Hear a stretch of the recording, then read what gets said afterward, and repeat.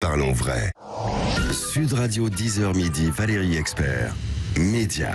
Bonjour à toutes et à tous, nous sommes le jeudi 24 mars, on est ensemble pendant 2 heures et bonjour Joseph Ruiz. Bonjour Valérie. Merci d'être là ce matin pour le zapping. Et bonjour Francis Letellier. Bonjour Valérie. Ravi de vous recevoir, journaliste, Moi aussi, on connaît votre visage, vous êtes évidemment tous les jeudis soirs dans Élysée 2022, enfin depuis... Encore ce soir. Encore ce soir, absolument. Dimanche prochain, c'est le président de la République et candidat Emmanuel Macron qui sera votre invité dans Dimanche en politique, et c'est la seule émission politique qu'il a accepté de faire.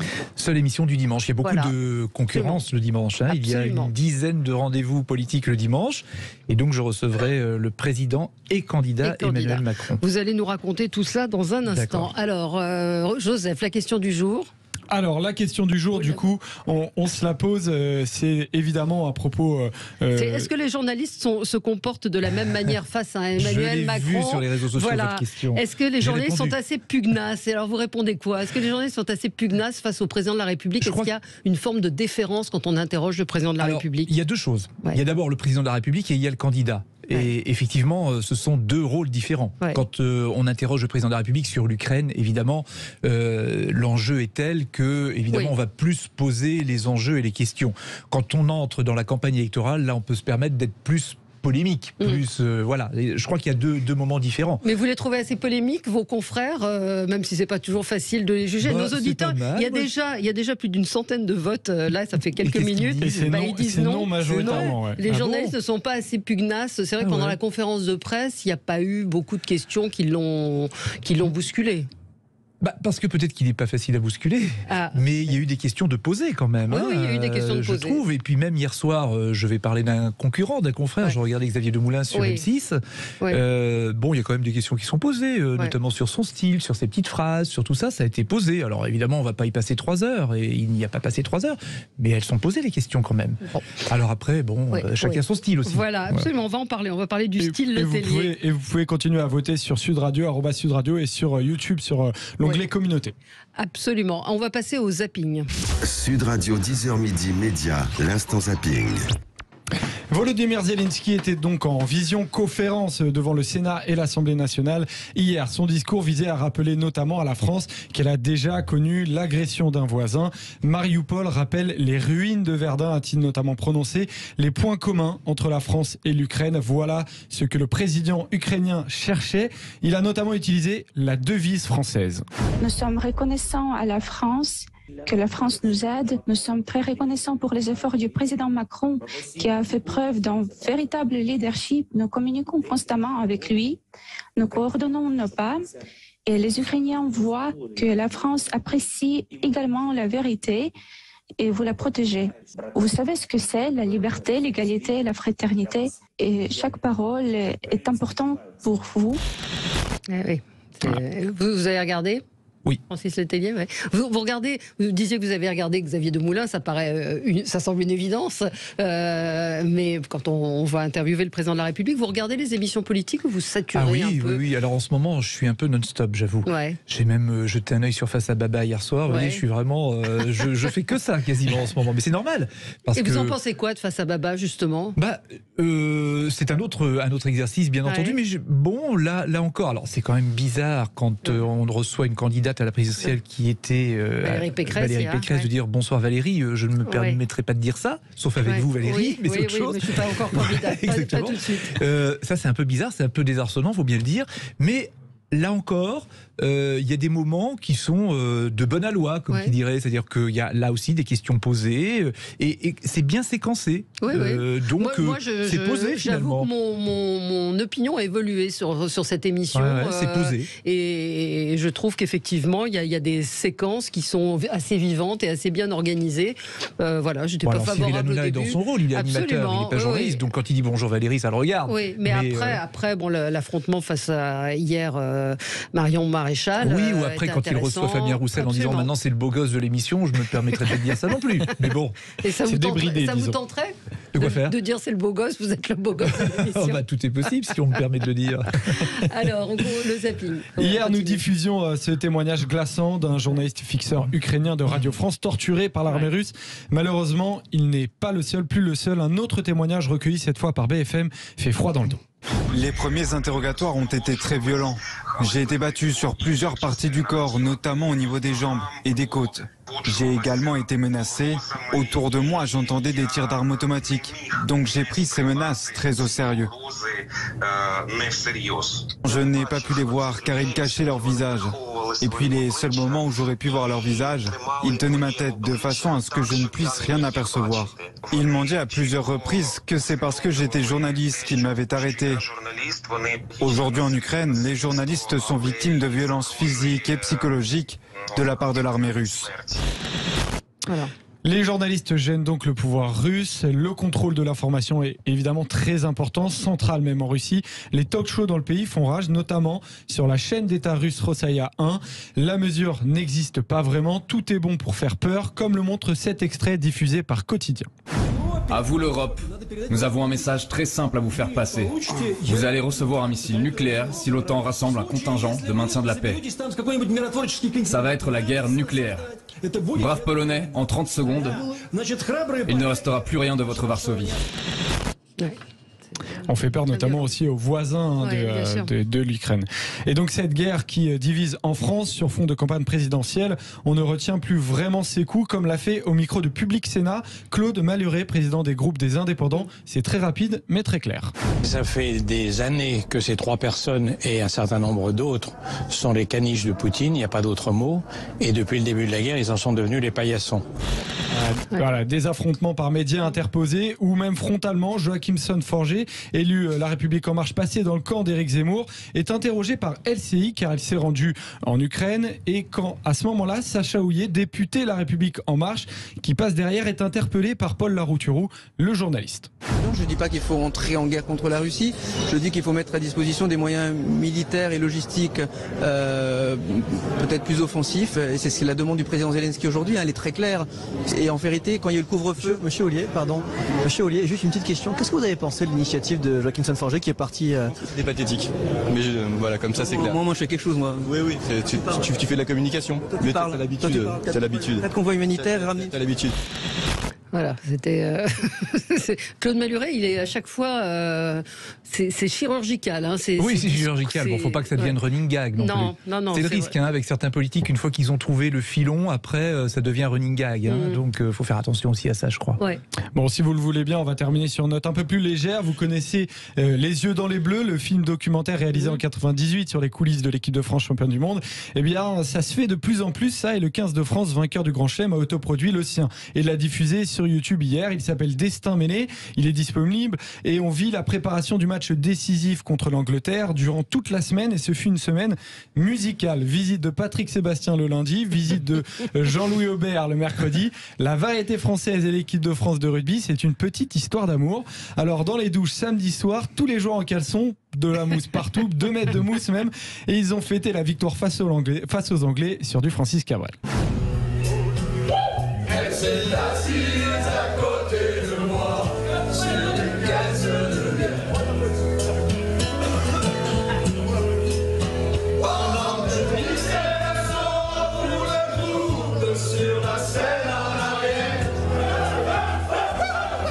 C'est quoi la chanson? On n'a pas réussi à la reconnaître avec Francis Le Tellier. Alors après avoir regardé, c'est du Cabrel, mais j'ai pas le titre. Désolé de vous avoir quel est. Oui, non, on a eu du mal à reconnaître si nos auditeurs ont été plus soit elle n'est pas très connue, soit elle n'est pas connue, soit ils chantent vraiment très mal. Voilà. Rugby, c'est votre truc ou pas? Non, pas vraiment, sauf que là j'avais 2 satisfactions. Ouais. La première, c'est d'avoir battu les Anglais, ça c'est la première chose, ouais. Ça me fait toujours plaisir. Et puis la deuxième, c'est que dans l'équipe, il y a Gabin Villiers qui fait parler de lui, et il est de Vire comme moi. Il a joué au rugby à Vire, effectivement. Vous imaginez, à Vire, on fait du rugby. Voilà, il a de plus en plus avec le COP de Rouen. Ouais. Exactement. Il est passé à Rouen. Vous vouliez faire quoi quand vous étiez petit? Journaliste alors? Non, journaliste. Dès tout petit. Mais oui. Enfin, petit à 10 ans quand même. À 10 ans, oui, pas non plus à 6 ans. Mais... Non, mais à 10 ans déjà, vous aviez cette ce que je voulais faire. Vous faisiez semblant d'interviewer. Tout à fait, je faisais semblant d'interviewer. Oui, tout à fait. Et puis surtout, Et déjà, je m'intéressais à la politique. Ouais. Parce que j'avais un grand-père qui était conseiller municipal, qui disait à l'époque la lettre de la nation, c'était l'organe de l'UDR, l'ancêtre du RPR, puis des Républicains aujourd'hui. Et quand j'allais chez lui, je tombais là-dessus et j'aimais bien lire ça. Voilà. Pourquoi, j'en sais rien. Hein. Donc c'est une vraie oui, c'est chevillé au corps. Voilà. Oui, c'est clair. Très fier, peut-être votre grand-père de vous voir. Je ne sais pas s'il est toujours là ou pas. Mais il doit être fier. Élysée 2022, le jeudi soir sur France 2. Vous intervenez donc dans l'émission politique présentée par Léa Salamé et Laurent Guimier. Et puis dimanche prochain, président de la République et candidat sera votre invité. Dimanche en politique, comment ça s'est passé? C'est lui qui a choisi? C'est vous qui avez fait, comme toutes les émissions politiques, j'imagine, une demande? Alors, on a fait comme toutes les émissions politiques une demande, et surtout, on a fait une demande comme à tous les candidats. C'est-à-dire que là, on est dans la dernière période de temps de parole d'équité. Hein, c'est les 3 dernières semaines. Et nous avons sollicité tous les candidats, et tous les candidats sont venus. Ça, c'est pas non plus un hasard. C'est parce que dimanche en politique, ça existe depuis 10 ans. Et qu'un rendez-vous qui est régulier, qui est connu, forcément, ça devient un passage obligé. Un passage obligé. Donc, quand il vous a dit oui, vous avez pas réagi directement, c'est son équipe. Bien sûr, j'ai compris. Non, mais j'explique aux gens. Et pas à vous, oui, c'est vrai. J'explique aux auditeurs, parce qu'il n'y a pas de lien direct. Absolument, oui, c'est pas, il vous a pas appelé en disant Francis, je viens. Voilà. C'est pas comme ça. Parce qu'il y a effectivement des questions de nos auditeurs qui disent oui, mais les questions sont préparées à l'avance. Racontez-nous un peu les coulisses. Moi, je prépare mes questions, évidemment. Oui, non, mais donner au candidat, à l'invité, pour qu'il ne soit pas piégé. Non. C'est pas comme ça que ça se passe. Quand on Vraiment. Avec tous les, très franchement, très sincèrement, parce que je peux le dire d'autant plus librement que chez moi, tous les invités, tous les candidats sont reçus de la même façon. Avant qu'ils arrivent à l'antenne, on a un quart d'heure, 20 minutes.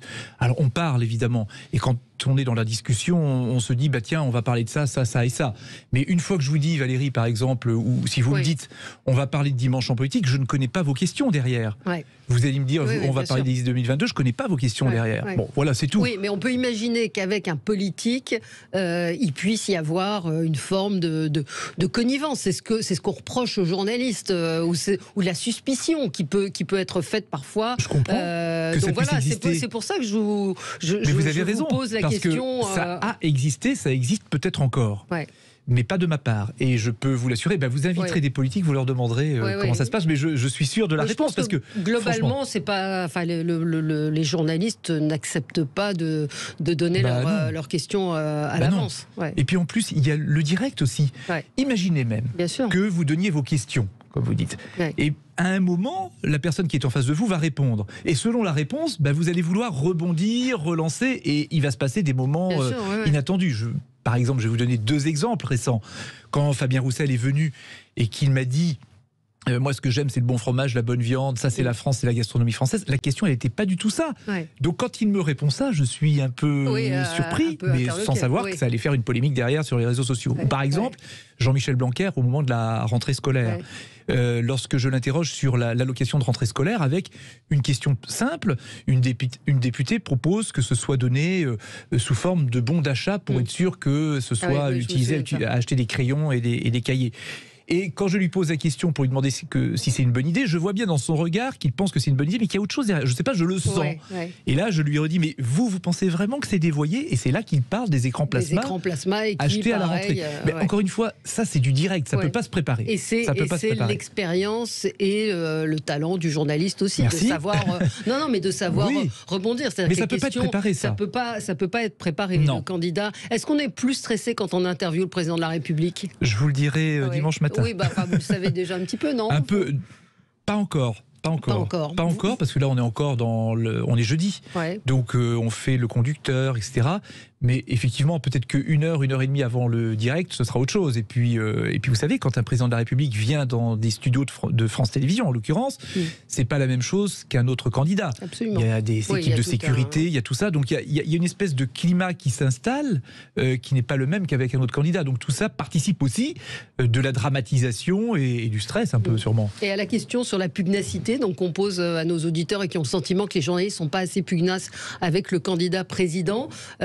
Encore une fois, c'est un petit peu la même question. C'est est-ce qu'on a un peu plus de réserve, ou on va peut-être moins punchy, ou poser des questions moins provocantes. Peut-être que certains confrères sont plus provocants avec certains que d'autres. Ça, c'est possible. D'accord. Mais Je vous assure que de mon point de vue, franchement, ça n'est pas mon cas.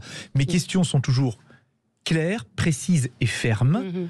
Mais voilà, et je ne vais pas m'acharner non plus sur un invité politique ou une invitée politique. Voilà. Vous cherchez à savoir, c'est ça. Et à faire le buzz ou pas? C'est dans un coin de la tête du journaliste de se dire ce serait peut-être bien. Si après ça part et que ça fait parler de nous, tant mieux. Tant mieux. Mais c'est pas ce que je cherche. Mais justement, c'est en étant souvent, en essayant de savoir que sortent des choses qui ne sont peut-être pas prévues. Et c'est comme ça que ça se passe. C'est comme ça que ça se passe. Une auditrice nous dit, une journaliste de l'ECI a bien dit qu'à la conférence de presse, les questions avaient été envoyées précédemment à Emmanuel Macron. Alors c'était un petit peu particulier. Vous y étiez à cette conférence de presse? Non, je n'y étais pas. C'est pour les journalistes politiques. Alors, elles n'étaient pas envoyées précisément, c'est-à-dire que les thèmes probablement étaient envoyés, et effectivement, j'ai cru comprendre que certains dans l'équipe voulaient avoir les questions un peu précises, mais bon, voilà, les journalistes ont dit non, et ça s'est bien passé, visiblement. Oui, et même pas les thèmes, nous demande Stéphane, c'est vraiment une chose qui intéresse. Les thèmes, je vous disais. Oui, c'est ça, les thèmes sont vus avec l'équipe. Ah non, pas en amont, Non. Je vous dis un quart d'heure avant l'antenne, quoi. On en parle, voilà, c'est normal. On va parler de ça, on va parler de ça. Bon, y a rien de... Et cette campagne, alors on en parlait un tout petit peu juste avant l'antenne. Certains la jugent. Alors vous me dites ennuyeuse. Moi, j'ai pas eu entendu ça, mais que c'était une campagne un peu sale. On a tout entendu. Pire que les autres. Est-ce que c'est le cas ou est-ce qu'on a la mémoire courte? Je crois qu'on a la mémoire courte. Je crois qu'on a la mémoire courte parce que souvenez-vous quand même. C'est des choses qui me viennent à l'esprit comme ça. Chirac, vous vous souvenez quand il avait parlé du bruit et des odeurs, c'était en pleine campagne, ça par exemple. Souvenez-vous des diamants de Bokassa à l'époque de Giscard. Bon, plus récemment, toutes les affaires qui sortent, l'affaire Fillon par exemple, la dernière campagne. On a oublié tout ça, mais c'était pas plus simple et plus propre, j'allais dire, quoi. Et puis j'entends parfois aussi mais cette campagne elle est ennuyeuse de la part de confrères notamment, et ça je trouve pas ça bien de dire ça. D'abord elle n'est pas ennuyeuse, et puis quand on parle du SMIC, des retraites, de la guerre en Ukraine, des enjeux pour l'avenir, on n'a pas le droit de dire qu'elle est ennuyeuse parce qu'on parle de la vie des Français. Donc soit on dit la vie des Français c'est ennuyeux, moi c'est pas mon point de vue, soit on dit on couvre la campagne présidentielle, et on couvre la campagne présidentielle. La décision de TF1 de diffuser les visiteurs le soir de la soirée électorale, c'est-à-dire d'arrêter à 21h20 en à peu près, la soirée, vous la comprenez? Écoutez, on verra en fonction du résultat, parce qu'imaginez que l'affiche du second tour ne soit pas celle qui est prévue par les sondages. On va avoir envie Je ne suis pas sûr que les visiteurs restent longtemps à l'antenne. On verra bien. Il y aura peut-être d'autres visiteurs à ce moment-là. Vous imaginez, parce que là, tout le monde regarde les sondages et se dit, la présidentielle, ça va être la même chose qu'il y a 5 ans. Alors la méfiance, tout le temps que les Français n'ont pas voté, méfiance. Vraiment. Et par ailleurs, si par exemple au second tour, au soir du premier tour, il y a 2 candidats complètement qui n'étaient pas prévus par les sondages ou imaginés par les sondages, je peux vous assurer que l'enjeu, ce sera plus les visiteurs. Ce sera, mais qu'est-ce que c'est? Donc vous trouvez que TF1 prend quand même un risque? Pas vraiment, c'est pas difficile de déprogrammer au dernier moment. Je sais pas, c'est pas forcément simple, mais, mais oui, je pense qu'il y a des contraintes. Oui, des contraintes, mais ça après c'est événement exceptionnel. S'il y a un événement exceptionnel, vous savez bien que... Mais vous comprenez quand même pourquoi TF1 a pris cette décision, c'est-à-dire de dire peut-être ras-le-bol des débats où on voit toujours les mêmes aller de plateau en plateau. Peut-être parce qu'ils pensent, eux, que cette campagne est ennuyeuse, mais ça n'est pas mon point de vue. C'est pas votre point de vue. Il y aura une soirée électorale. Alors c'est France Télévisions, complète sur France 2 jusqu'à minuit et jusqu'à plus soif s'il le faut. Et sur France 3, une édition du 19-20 rallongée, de 19h30 jusqu'à 21h. Et puis France 3, ce sera aussi beaucoup les législatives, où là ce sera vraiment avec tout le réseau et tout. Et la particularité de l'édition spéciale de France 3, c'est qu'on sera dans plusieurs endroits en France qui ont marqué le quinquennat. Je pense à Fessenheim par exemple, pour voir comment les gens ont voté. Parce que souvent, dans les soirées électorales, une fois qu'on a le résultat à 20h ou 20h01, on a oublié qu'il y a 45 millions de Français qui ont voté et on ne cherche plus à savoir comment ils ont voté. Donc nous, c'est ce qu'on ira voir sur France 3. Pour ce soir, donc, on a Élysée 2022 sur France 2. Ce format-là aussi d'émission politique vous semble important? Parce qu'on le voit, on a évoqué Face à Baba qui propose une autre chose. et qui touchent des gens peut-être différents. Donc est-ce que ces émissions-là, alors ça va être compliqué pour vous de me répondre honnêtement, mais sont pas un peu formelles. C'est votre chaîne. Si, sûrement qu'elles sont formelles, mais il faut des moments comme ça. Il y a des moments où il faut savoir garder des rendez-vous formels, comme vous le dites, ou des rendez-vous traditionnels. Parce que d'abord, nous, c'est le service public, d'une part. C'est une émission de journalistes, d'autre part, et pas d'animateurs ou autres. Et il faut de la place pour tout le monde. Il y a de la place pour tout le monde. C'est comme, à l'inverse, si on disait à Cyril Hanouna, tu vas faire Élysée 2022. Non, chacun a sa place et il y a un rôle et un endroit pour tout et pour tout le monde. Donc ce soir, Élysée 2022, les invités ? Alors, plusieurs invités. Moi, je serai en face de Jean-Luc Mélenchon. D'accord. Voilà, pour vers 21h50 à peu près. Il y a notamment... alors, attendez, parce que j'ai un petit trou. Il va y avoir aussi Nathalie Arthaud dans l'émission, Fabien Roussel qui arrivera dans l'émission. C'est toute la gauche. Pas que, il y a d'autres, mais j'ai oublié. Je vais vous dire très exactement. Nathalie Arthaud, Jean Lassalle, Fabien Roussel et Valérie... Non, Valérie Pécresse, c'était hier. Donc c'est Jean Lassalle, effectivement, Nathalie Arthaud, Fabien Roussel et il y y aura donc Jean-Luc Mélenchon, mais je crois Valérie Pécresse aussi. Je ne sais pas. Bon, si. Oui. Me dit oui. Et alors Jean-Luc Mélenchon, pareil, c'est vous l'avez interviewé à plusieurs reprises. Ah bah oui, c'est sa troisième présidentielle. C'est un challenge aussi de l'interviewer parce que lui, on sait qu'il malmène les journalistes. Vous, ça s'est bien passé? Parfois, ça a été tendu à l'antenne, ça peut arriver, c'est normal. Mais en même temps, on a intérêt à être carré face à un invité comme ça, parce qu'il a l'expérience, il a une culture générale assez importante, donc vous avez intérêt à savoir de quoi vous parlez. Et puis, tous, si vous voulez, mais lui, voilà. Bon. Votre pire interview. Ma pire interview. Votre pire souvenir c'était il y a 5 ans, c'était à l'époque, c'était dans Soir 3, c'était Jean-Frédéric Poisson qui avait quitté le plateau, à peine lui avais-je dit bonsoir. Vous vous souvenez pas de ça? Non, je me souviens pas. Ça avait buzzé à l'époque, parce qu'il arrive sur le plateau. Alors, il était candidat à l'époque. Il faisait partie des petits candidats, donc je le reçois dans Soir 3. Et il dit, je ne répondrai pas à vos questions. Ah oui, ça y est, je me souviens. Mais je ne savais pas pourquoi. Je ne comprenais pas ce qui me tombait sur la tête. Quoi. C'est parce qu'il était mécontent d'une une du Parisien le jour même. Mais il quittait le plateau chez nous pour dire qu'il n'était pas content du Parisien. C'était un peu compliqué, mais en attendant, il a quitté le plateau quand même. Et alors donc, ça, c'est pas...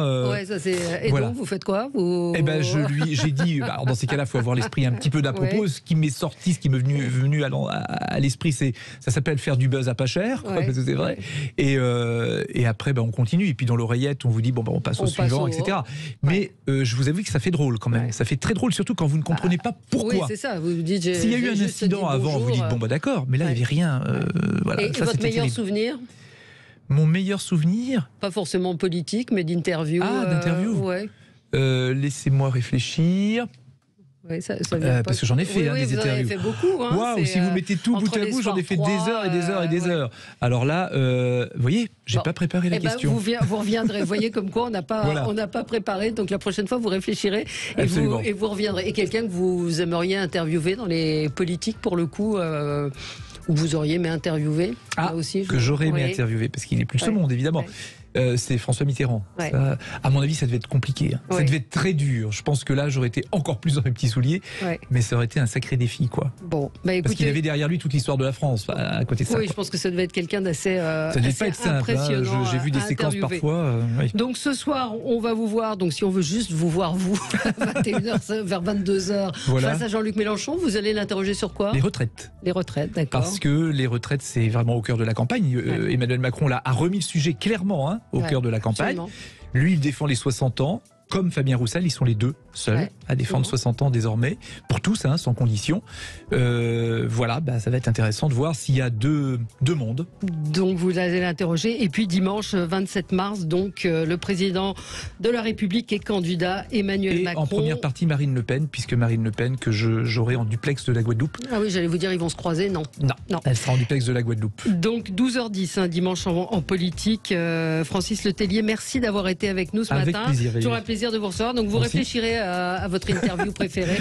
Et puis vous reviendrez en deuxième semaine. Merci à vous. On se retrouve dans un instant avec Caroline Eliachev pour parler des enfants transgenres. À tout de suite. Sud Radio, 10h midi, Valérie Expert.